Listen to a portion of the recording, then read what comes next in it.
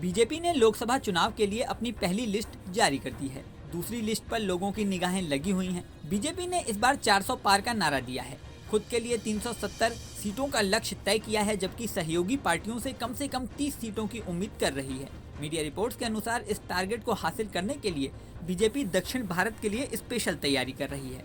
भारतीय राजनीति की समझ रखने वाले सभी लोग जानते हैं कि बीजेपी का असली गढ़ उत्तर भारत है। उत्तर भारत में बीजेपी को जबरदस्त सीटें मिलती हैं। उत्तर प्रदेश, दिल्ली, राजस्थान, बिहार, मध्य प्रदेश, गुजरात जैसे राज्यों में बीजेपी को साल 2014 और साल 2019 के चुनावों में बम्पर सफलता मिली थी, लेकिन दक्षिण भारत में अभी बीजेपी की वैसी पैठ नहीं है।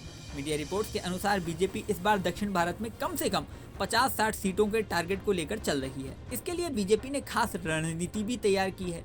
मीडिया रिपोर्ट्स के अनुसार बीजेपी की रणनीति है कि जुटाऊ कैंडिडेट्स को ही टिकट में प्राथमिकता दी जाएगी। ऐसे में दक्षिण भारत में बीजेपी की लिस्ट में 100 से अधिक सांसदों के टिकट कटने की भी अटकलें लगाई जा रही हैं। जिन सीटों पर बीजेपी कमजोर है, उन पर करिश्माई कैंडिडेट उतारने की कोशिश की जा रही है। इस लिस्ट में कंगना राणावत, युवराज सिंह और अक्षय कुमार जैसे स्टार के नामों की भी चर्चा हो रही है। साथ ही ये भी प्लान है कि गठबंधन के सहयोगियों के साथ जीत की गारंटी वाली सीट ही ली जाए। जिन सीटों पर जिताऊ कैंडिडेट नहीं हैं, उनकी भरपाई के लिए दूसरे दलों से आने वाले टिकाऊ नेताओं को टिकट दिया जाए। तमिलनाडु और तेलंगाना जैसे राज्यों में इन फॉर्मूलों पर काम चल रहा है। दक्षिण भारत के राज्यों में सभी सीटों को मिला लिया जाए तो आंकड़ा 132 पहुंचता है। पिछले चुनावों में बीजेपी की परफॉर्मेंस की बात करें तो लोकसभा चुनावों में बीजेपी को इन 132 सीटों में से सिर्फ 29 सीटें मिली थी।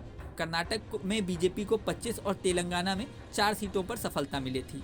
तमिलनाडु, आंध्र प्रदेश, केरल, पुडुचेरी में पार्टी का खाता भी नहीं खुला था। दावा किया जा रहा है कि इस बार दक्षिण भारत में बीजेपी ने 84 सीटों को चिन्हित किया है। यहाँ बीजेपी हमेशा कमजोर रही है। बीजेपी ने अब साउथ में विस्तार के लिए तमिलनाडु, आंध्र प्रदेश और तेलंगाना को प्रायोरिटी पर रखा है। बीजेपी की साउथ की रणनीति इस बात से समझ में आ जाती है कि पीएम मोदी ने जनवरी और फरवरी के बीच दक्षिण भारत में 11 दिन गुजारे हैं। इन दौरों में उन्होंने केंद्र की परियोजनाओं के साथ साथ जनसभाएं की।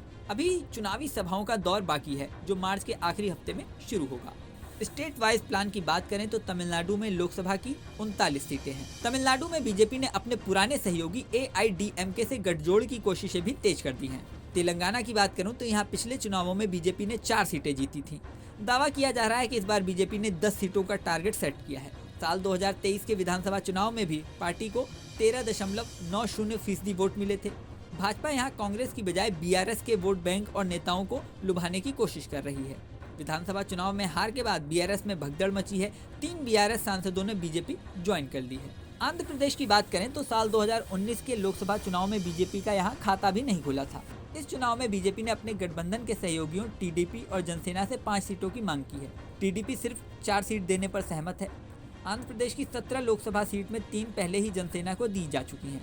बीजेपी के हिस्से में तिरुपति, राजमपेट, अराकू और राजमुंद्री सीट आ सकती हैं। हालांकि दावा किया जा रहा है कि बीजेपी गठबंधन से विशाखापट्टनम की भी मांग कर रही है, जिस पर फिलहाल TDP सहमत नहीं है। इसके अलावा पीएम मोदी ने हाल ही में ये दावा किया था कि इस बार बीजेपी केरल में डबल डिजिट में सीटें जीतेगी। अब बीजेपी का मिशन साउथ इंडिया कितना सफल रहता है, ये तो चुनाव के बाद ही पता चलेगा। इस वीडियो में फिलहाल इतना ही। बने रहिए न्यूज़ नेशन पर।